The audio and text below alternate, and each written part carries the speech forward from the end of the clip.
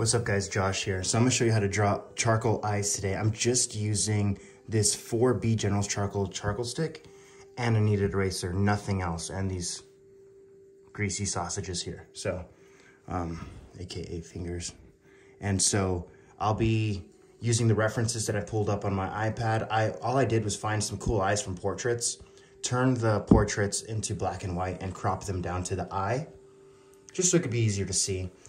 Just try to find your own eyes to draw alongside instead of using exactly what I'm using, so that you could just use the principles instead of just copying word for word the strokes that I'm making and all that. I'm just use those concepts that I'm gonna show you now. So we're gonna start off by, I like to squint at the reference that I'm using and just start to sketch away a little bit, because if I squint, I'm not distracted by all the details.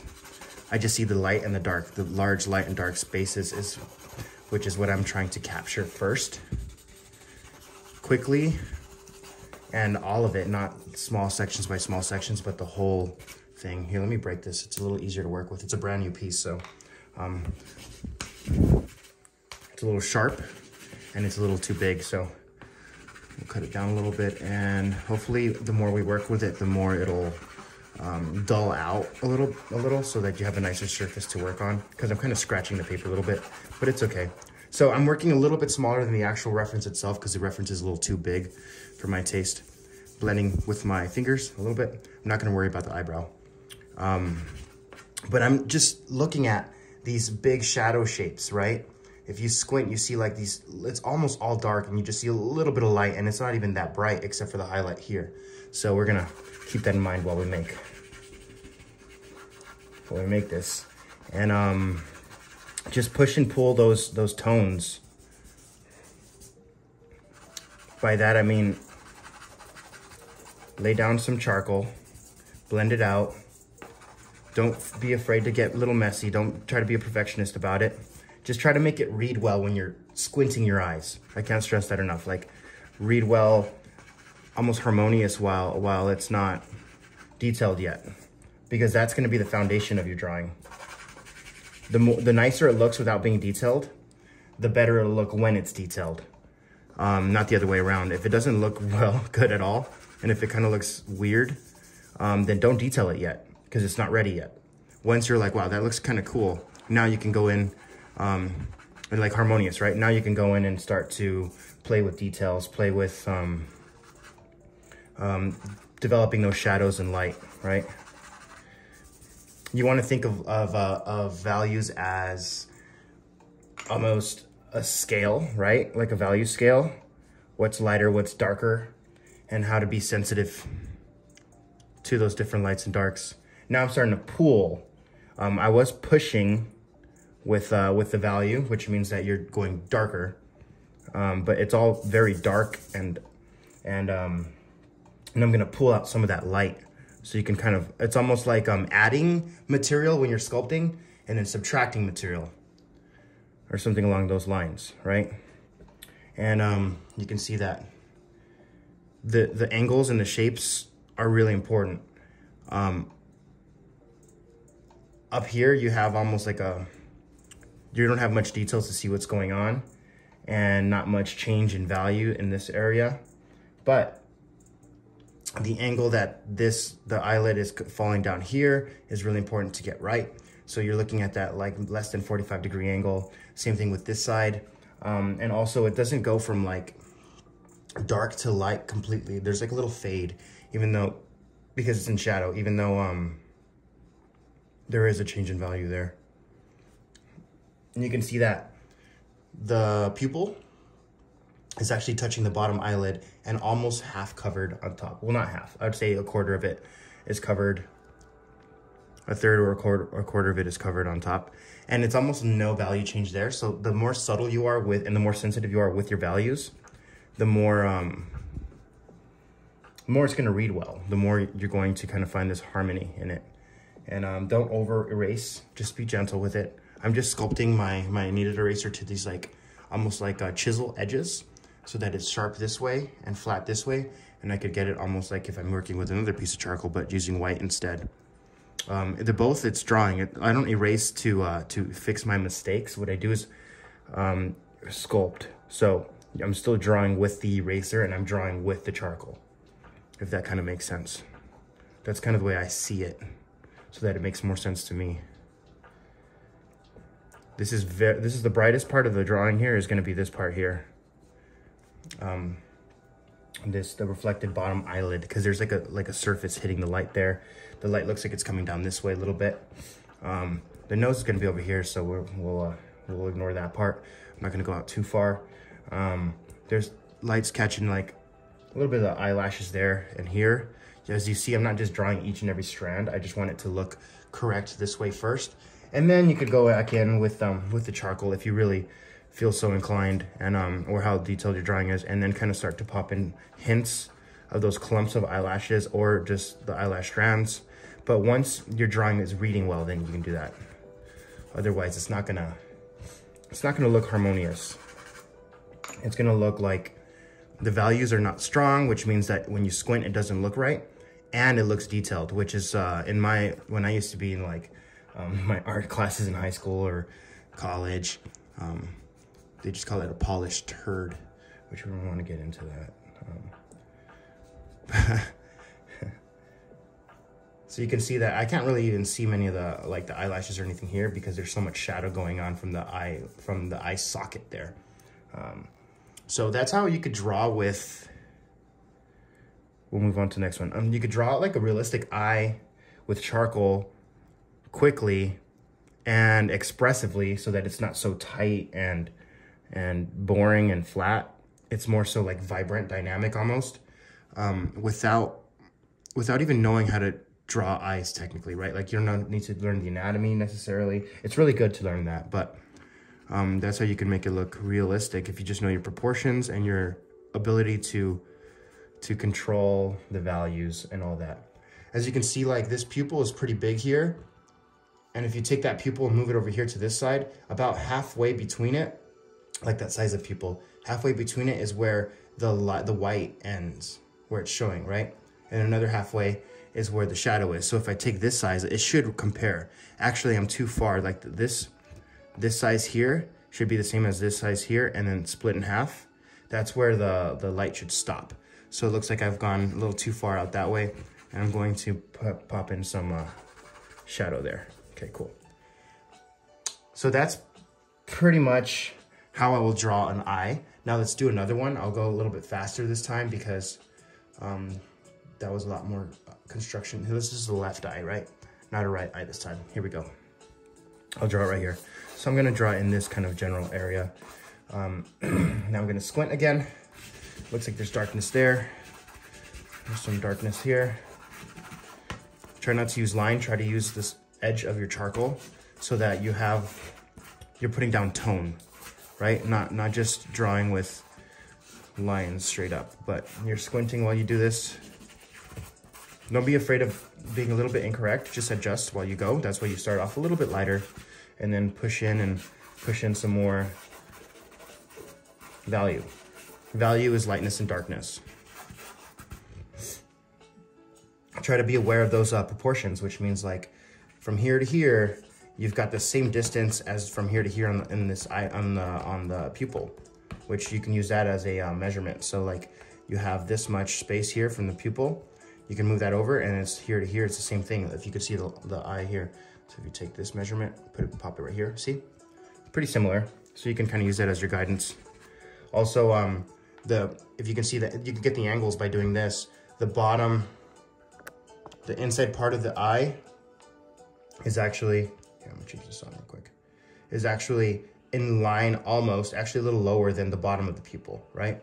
And the iris here is actually in line with the very edge, horizontally, with the very edge of the eyeball, or the eye that's showing, right? So we'll keep that in mind while we work. Small things like that, you can use landmarks, you can use whatever landmarks you can find to be able to accomplish a better and more accurate proportions. That's not correct English. So now that I have most things kind of laid in place where they go, I'm gonna blend it out a little bit. Hopefully I don't lose too many of those guidelines that I'm kind of creating for myself, or those guide changes in value. And I'm gonna squint, keep squinting a lot. That's the cheat code, squint. and find where those values need to be darker. Not too concerned with the details. Once again, don't worry about the details until the drawing looks almost harmonious and beautiful without even including any details, by just the general values and the overall basic values and proportions. That's what you're going after, right? Don't press too hard. Be nice and gentle with the charcoal. Add and add and add if you need to add, but don't just go straight to black if you're not sure exactly where you're gonna put this shadow shape or anything along those lines, or whatever you're drawing with. Also, if you're curious about the paper, this is just a very simple Strathmore 400 series drawing paper. This is an 18 by 24 size, just so I can get a lot of space to work on. Doesn't really matter. I'm working on a smaller than 8 by 10 space for this demonstration and tutorial, but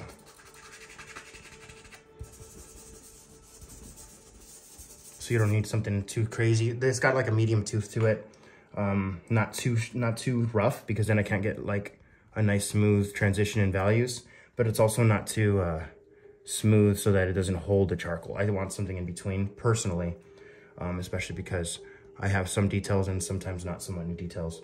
It kind of varies. It's like expressive, right? Now I'm pulling out some highlights, being really gentle with it, but trying to still squint at my reference and understand that I'm not trying to go too light with it.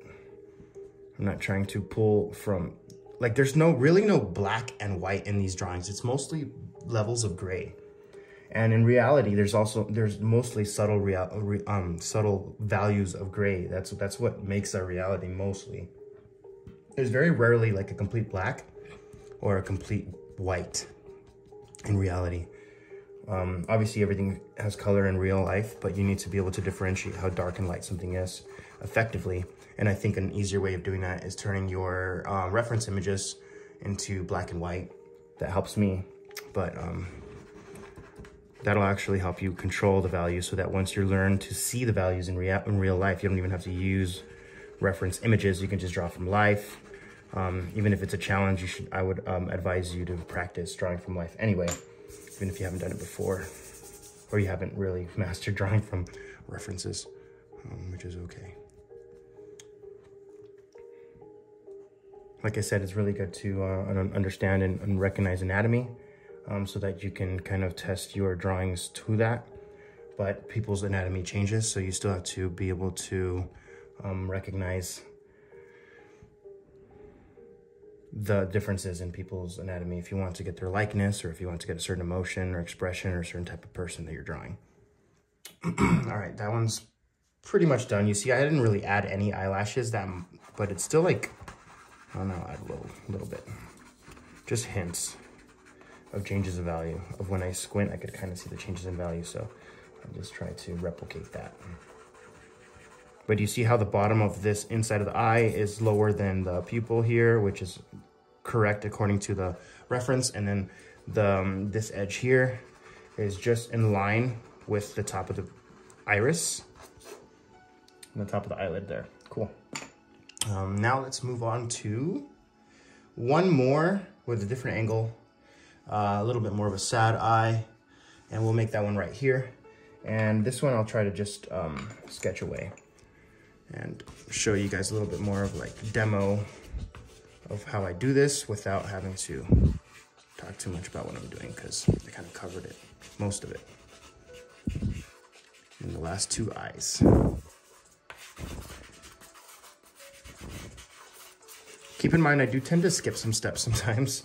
That's because I've been drawing for a really long time, and the more seasoned you get at it, the more steps you can almost skip, because you could recognize things a little bit quicker with your eye. But it's really good to, especially when you're beginning or learning, to try to stick to all the steps until you absolutely get them down without really thinking about them, which takes a really long time. So don't get frustrated. but enjoy the process of drawing. It's really fun. It's really good for, especially with charcoal, to learn to draw well and learn to draw properly, so that you can have stronger paintings, stronger sculpture, stronger other things. Like usually drawing is the means to practice and to train yourself for another, a little bit more, I don't want to say valuable, but a little bit more, I guess, cherished skill, right? Like, you're probably going to, if you really want to sell some paintings, you're probably going to sell them for a lot more than a drawing. And things they also last longer. Paintings last longer than drawings, because in terms of the future. So it's just seen as more valuable. But a cheap, really effective way of learning to paint is drawing. So I think like every painter and every artist should know how to draw, because it's training your eye to recognize different darknesses and lightness and scale and textures and the way the light operates, but also the way the human body is formed if you're a figurative artist, and and recognizing those things. Now I'm gonna pull with some eraser. Recognizing those things is key to being a great artist. Even if you're an abstract artist or somewhere in between realism and abstract, or even hyper-realism or something along those lines, which is technically supposed to be a little bit, hyper means above and more realistic than real life, which means you'd have to see better than the naked eye. So clearer, better than the actual naked eye. But so when people say hyper-realism, they usually mean just realism, which means that it looks realistic. Anyway, so regardless of your discipline, I should say, it's really important to learn to draw well. Some people just want to be lazy and don't want to do it and say that they're just an abstract artist, which I love abstract art, but I think it's important that you learn the rules and you understand how to do something properly before you break the rules. Otherwise, it's just ignorance and not skill, right? And obviously, it's hard to see that, but I think it's a cool thing to see an artist that they made something and everyone's like, what? That's weird. That's dumb. That's too abstract for me. They can't, like, that's not respectable. And then they see their actual like sketches or drawings and they recognize that they know what they're doing. They can draw or they can paint if they really wanted to, but they choose not to, right? They choose to break the rules instead, which is awesome, I think. But, or you could just be the abstract artist that can't do anything else, which anybody can learn to draw. You don't have to be creative to learn properly drawing. It just means that you haven't spent the time to do it. It does come naturally and a little bit easier to other people, but depends who it is. But I think it's important to give the effort to learn it anyway. Anyway, enough of my spiel. I just kept working on that eye. I shouldn't have worked so long. Anyway, so thanks for hanging out. Check out the link in my bio if you're watching on Instagram or TikTok, or check out, I think I'll put it in the description, the link to like my shop where you can buy my artwork or a drawing kit with all the drawing materials that I actually use for charcoal drawings, as well as paintings or prints or anything like that. I also have a drawing tutorial in there that goes more in depth about how to draw a portrait in charcoal. And thanks for hanging out with me. You guys are the best. Hopefully this is a little helpful on drawing eyes or drawing in general. These are really quick sketches. I would actually spend a lot more time rendering these out, but that's just gonna get a little bit tedious and boring for you guys. So thanks for hanging out. Hopefully this helps. See you guys.